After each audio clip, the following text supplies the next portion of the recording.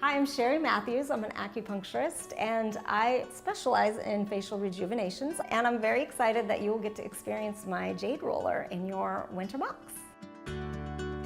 Basically, it's an ancient tool from Chinese medicine, so it's been around since I think the 7th dynasty in China, and only the empresses used to be able to buy the jade.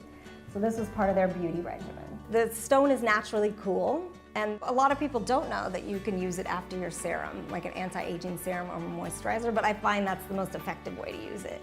Basic tip is everything upward. So think, the laugh lines, you do your laugh lines upward with the big tool, and then you could use the small tip for around your eyes, and you do everything from in to out.